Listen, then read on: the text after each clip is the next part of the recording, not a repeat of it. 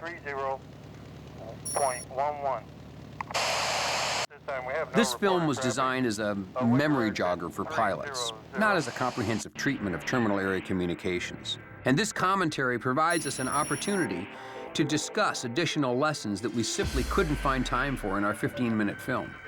It also affords us an opportunity to explain why some scenes in dialogue were presented the way they were. Hi, this is Roger Motzko.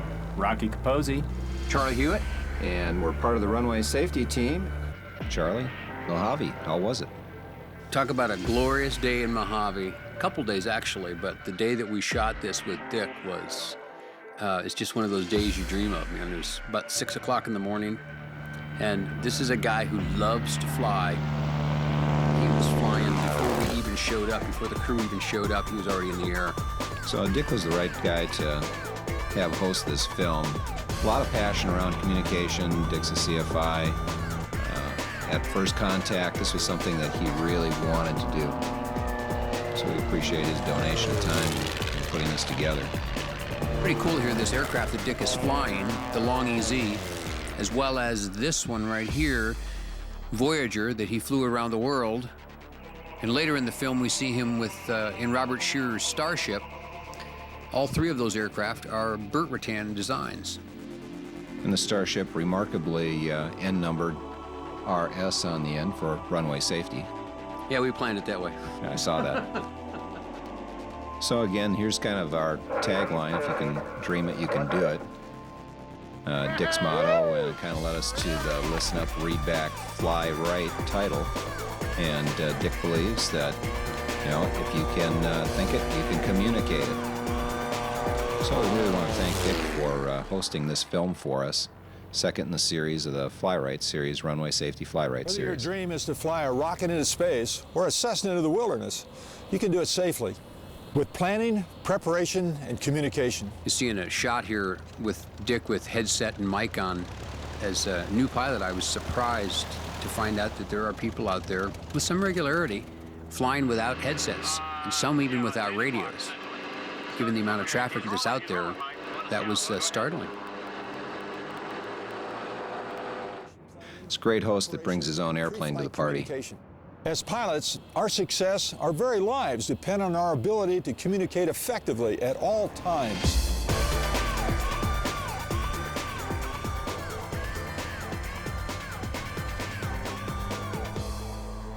So Birchwood, Alaska, for those of you that don't know it, it's located outside of Anchorage, about 25 miles.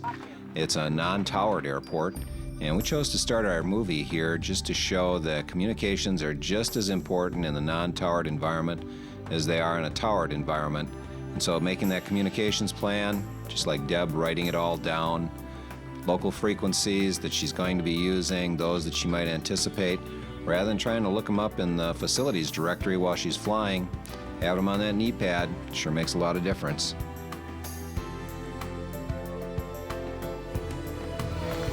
I really kind of like this sequence where it shows Deb pre-flighting the aircraft and talking about creating a communications plan so that we want to fix those two pieces together, that a communications plan is really part of that pre-flight planning before engine startup. And writing down not just the frequencies that you will use, but writing down the frequencies that could potentially pop up. So if you have to be diverted to another airfield, that's written down on your kneeboard as well. All part of the pre-flight. And this scene really makes the case for a pre-flight study of your airfield layout and then carefully tracking your position. It's real easy to see here how snow and ice can obscure paint markings and signs. Birchwood traffic 408 inbound for landing. 408, this is Cessna 63541, taxiing from West Ramp. Also, it's important for pilots to remember they need to check NOTAMs for non-towered airports as well as towered airports. The NOTAMs may be the only source of information about changed communication frequencies, pattern procedures, closed runways, taxiways, other hazards, and so it's just as important, if not more, at non-towered airport. Check those NOTAMs. And that's particularly true because quite often those fields will not have ATIS, may not have an ASOS either. The one thing we really wanted to accomplish while making this film was for it to be real. Real scenarios, real situations. And it was unanimous that we follow a flight from a non-towered environment into and back out of a towered environment.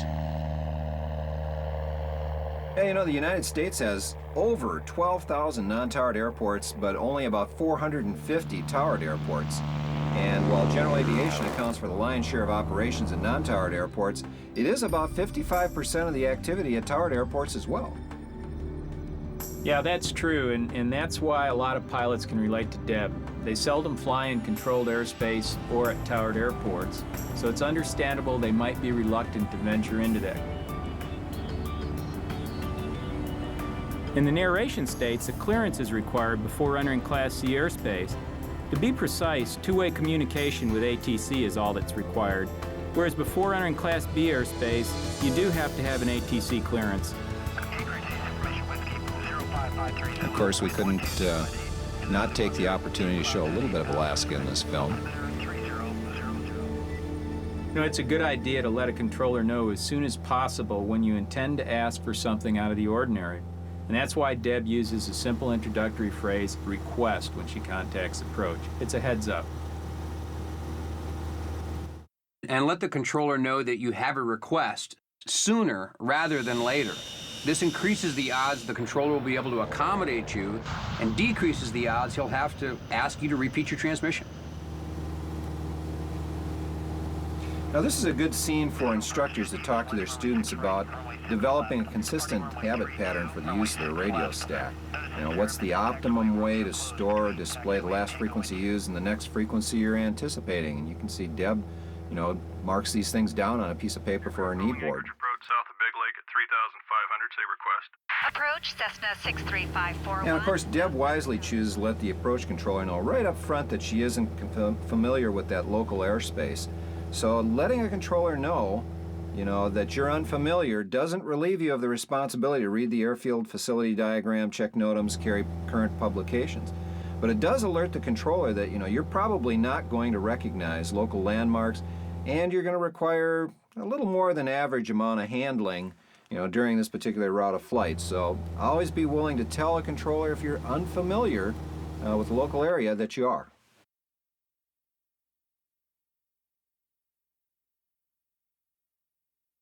Cessna 63541, negative. That's 160 on the heading. No, we made a mistake in the read back, so we can show you just how important it is. Read back all of those heading and altitude instructions, because there's a better opportunity that air traffic is going to catch it then.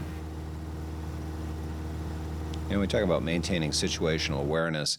It's really monitoring the radio channel at this point, scanning the horizon, being sure that as they're calling out targets, you're identifying the correct ones. So maintaining a little observation over your radio frequencies gives you an awful lot of situational awareness so that you're prepared to execute any instructions you might get. Cessna 63541, Merrill Airport, 10 o'clock, 4 miles, just east of the large buildings downtown. Report airport in sight. Cessna 63541 has airport in sight. You know, monitoring and interpreting the frequency chatter helps you build a mental picture of what's happening around you and identify potential conflicts before they become evident. Effective communications requires you to listen and think before you speak. Always use proper phraseology. An accurate readback is vital, I know. And if you don't talk on the radios and fly frequently, making concise transmissions or using proper phraseology is not easy. It's something that needs to be practiced. And an occasional review of the pilot controller glossary and the AIM is a real good idea here. Following proper communication protocol was vital to mission success and to my survival. Sloppy communication didn't cut it out there, and it doesn't cut it out here either. Cessna 541, wind 220. You know, we picked this scene up after Deb made the initial contact with the tower. And that's why the tower controller uses the abbreviated call sign Cessna 541. Of course, the recommended practice is always to use your full call sign on that initial contact so that it eliminates any confusion. 3018, hold hold short, runway 24, landing traffic. Cessna 93018 holding short, runway 24.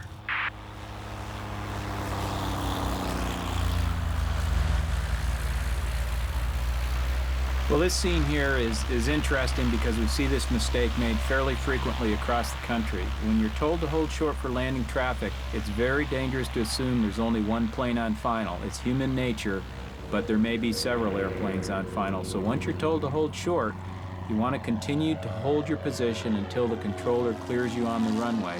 And even then, be sure to look left and right before you actually proceed onto the runway. Yep, looking left and right. Very important. There's a scene that's about to come up, and I want you to imagine that you haven't studied this airport layout prior to arriving at the airport, Palm Springs in this case. It's easy to see how someone could mistake that oh-so-large piece of concrete in the middle of the picture with the right runway. Well, it isn't. It's actually a taxiway.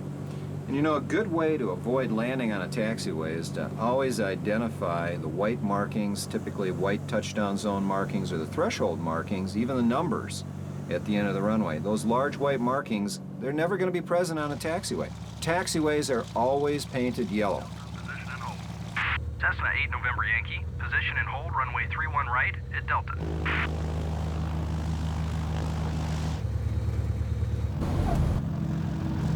And in terms of airport safety, the single most useful habit you can cultivate is to look left and right, up and down prior to entering any runway.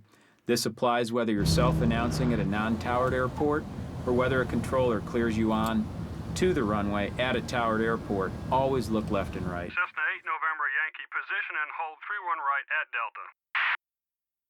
Tower, Cessna 8 November Yankee, position and hold, runway 31 right at Delta. Pilots and controllers have a shared responsibility for safety, so remember, don't hesitate to ask a question if you're concerned about your safety or believe an unsafe situation is developing. Ask, ask, ask. And you know, that's a really good point. This particular scene depicts a forgotten pilot, but of course the flip side of the coin might be that the pilot just takes an excessive amount of time to get ready for takeoff or exit a runway, and he doesn't tell the controller. And that also sets the stage for runway incursions, so keep track of all of those instructions that you have for exiting a runway after you land, as well as entering.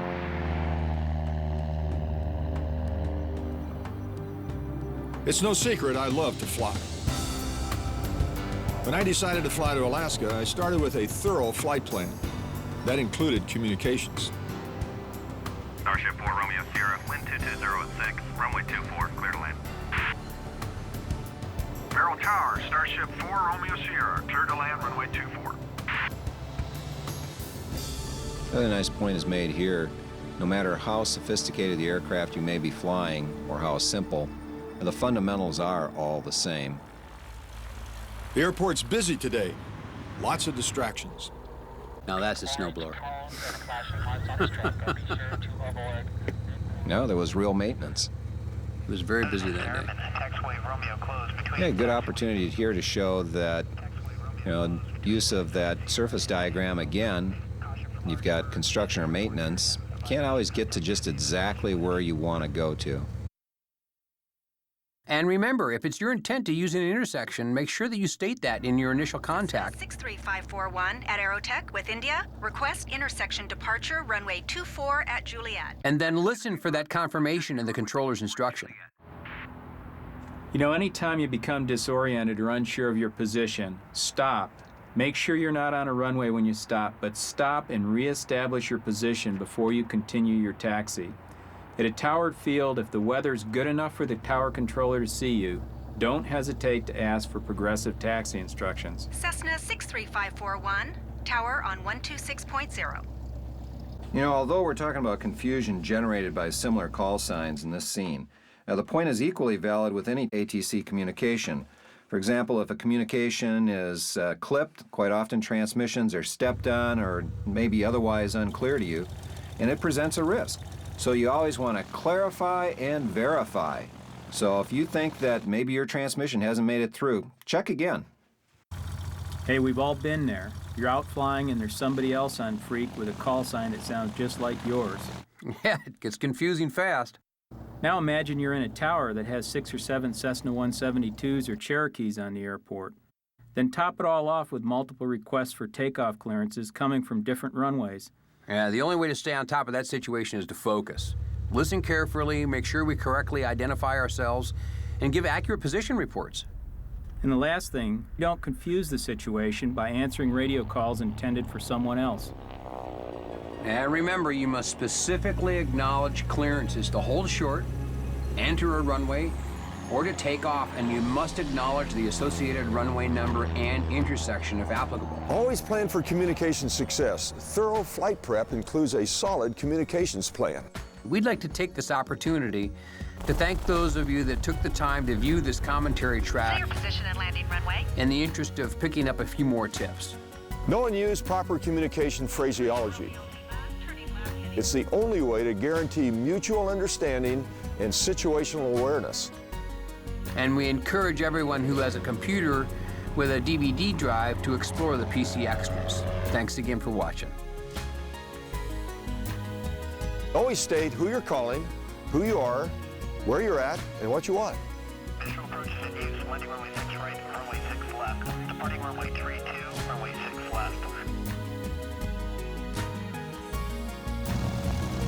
And finally, never enter a runway without first looking left and right.